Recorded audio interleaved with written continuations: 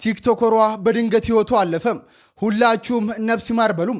በቲክቶክ ላይ ከ219,000 በላይ ተከታይ ያላትና የተለያዩ ምክሮችን በመለገስ የምትታወቀው እህታችን ቤዛ ከዚህ ዓለም በድንገት መለየቷ ተሰምቷል። ታዲያ ቤዛ ከመሞቷ በፊት ትንሽ ደከመኝ ብላ ወደ መኝቷ ያመራች ሲሆን ኋላም ላይ እናቷ ተነሺ ስትላት ከተኛችበት ሳትነቃ መቅረቷም ነው የተነገረው። ህይወት እንደዚህ ነች። ማንም ተኝቶ ስለመንቃቱ ወጥቶ ስለመግባቱም እርግጠኛ መሆን አይችልም። ዛሬ በደስታና በጤና የምናየው ሰው በድንገት ሞተ ሲባል እጅግ ልብ ይሰብራል።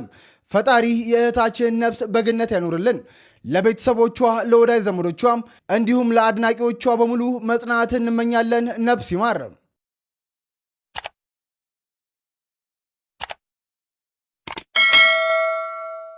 ሰላም ውድ የማሂ ኢንተርቴይንመንት የዘወትር አድማጭ ተመልካቾቻችን እንደምን አላችሁልን? አገር ምድሩ እንዴት ነው? ቀያችሁ ምን ይላል?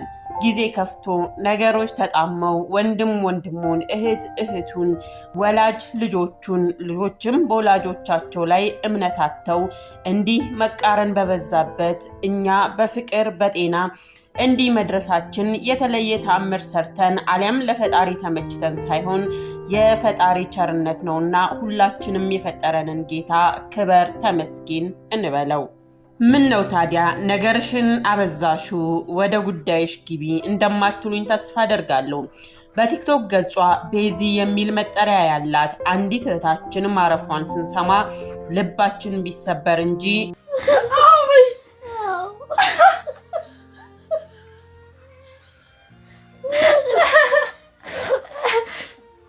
እናም እንግዲህ መንጃ ፍቃድም እያስተማርኳት ነው። መኪና ገዝቼላታለሁ አይደለም ማይ?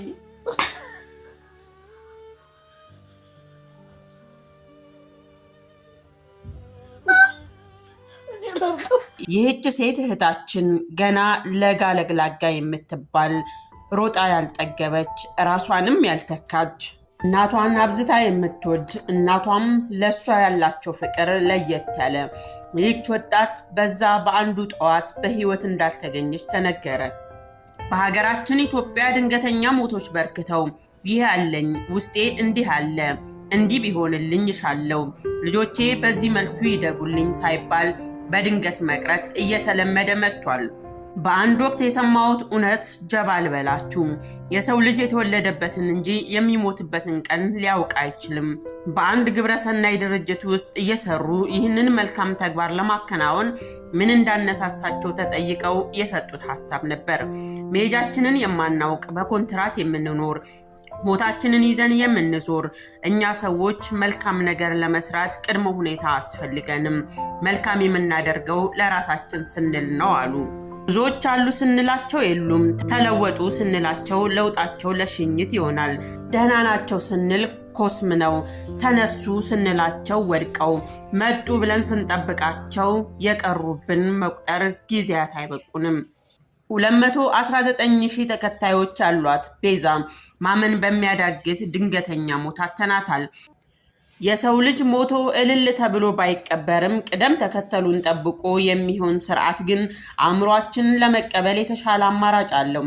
ወላጅ ልጅ ያደገች እያለ አይኗን እያየ ድንገት ስትቀጠፍ የህይወት ፍሬዎቻችን ያውም እዚህ ጋር እንደዚህ ተሰማኝ ሳይሉ ማጣት ልብ ይሰብራል። ቤዛ ቲክቶክ ላይ አምሽታ ላይፍ ስትቆይ ደከመኝ በማለት ወደ መኝታዋ ትሄዳለች። ነገር ግን ነግቶ ቤዛን ማግኘት ሳይቻል ቀረ። እናት ልጃቸው ከእንቅልፍ ሊቀሰቅሷት ቢታገሉም ቤዛ መነሳት አልቻለችም። እንዲያ በእናት ተቀስቅሳ አለመነሳቷ ሲረጋገጥ እናት ምን ተሰምቷቸው ይሆን? የሰው ልጅ ሸክላም ነው ወድቆ የሚሰበር፣ የሰው ልጅ ብረትም ነው ችግርን የሚያልፍ፣ የሰው ልጅ ጠቢብም ነው ነገሮችን በማስተዋል የሚያደርግ።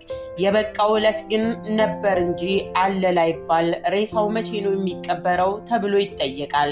እዚህ የምንረዳው የእርስ በርስ መበላላታችን፣ መጎሻሸማችን፣ መጣጣላችን፣ ፍቅር ካጠገባችን እንዲርቅ የሆነው ለምን ይሆን?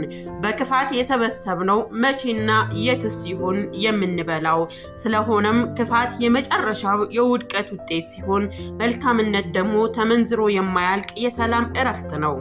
ስለሆነም ምንም መደላድል በሌለበት የመከራ ህይወት ውስጥ ብንሆን እንኳን ፈጣሪ የዘገየ ቢመስለንም አብዝቶ ይሾማልና የሚሰጠንን በመጠበቅ ስለተሰጠን እያመሰገንን መኖር መልካምነት ነው እንላለን። ቤዛ በአንድ ወቅት አገልግሎቱ ያበቃለት ምርት ተጠቅማ አይኖቿ ተጎድተው ሰው ይማርበት ዘንድ ባጋራችሁ መልእክት ተከታዮቿ በመብዛት ለነገሮች ትኩረት ተሰጥተውበት እሷ ፈጣሪ ስለማራት እያመሰገኑላት ይህንን ጊዜ ያለፈበትን የቅንድብ ሂና እንድትጠቀም ያደረገቻትን የፀጉር ቤት ደንበኛ ደግሞ በሌሎች እንዳይደገም በህግ ትጠየቅ የሚሉ ሐሳብ አስተያየቶች በርክተው ነበር። ቤዛ እንዲያ በአይኗ ጉዳት ያስተናገደችው ከባድ ፈተና ብታሳልፍም በህዝብ ዘንድ ግን ሰፊ ሐዘኔታን በማግኘት ሰፊ የሆነውን ማህበረሰብ ፎሎ እያደረገ ትጽናና ዘንድ ተከታዮቿ በዙ።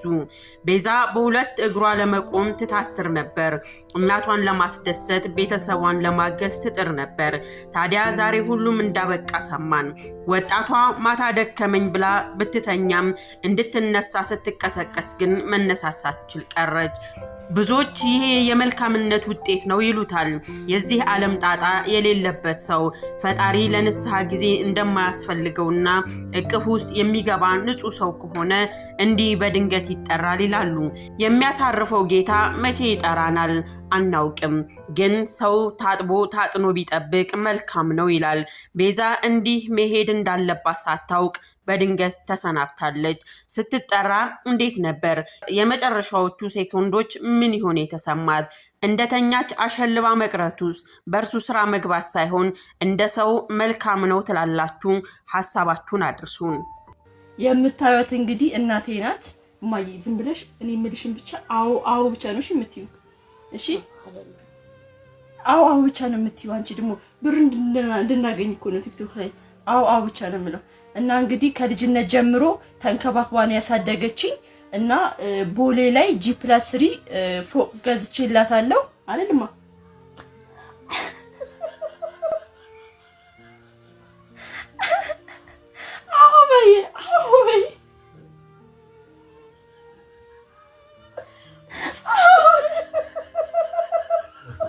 Con el film le llamó el Lisbeth.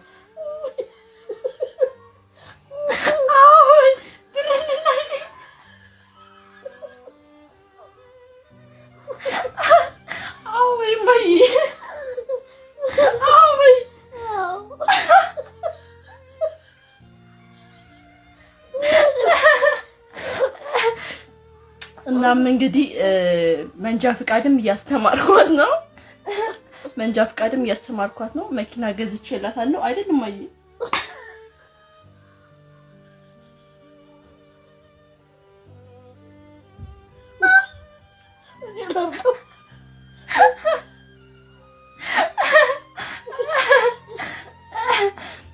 እና ተወልዳ ያደገችበትም አካባቢ ትልቅ የእርሻ መሬት ገዝቼላታለሁ አይደልም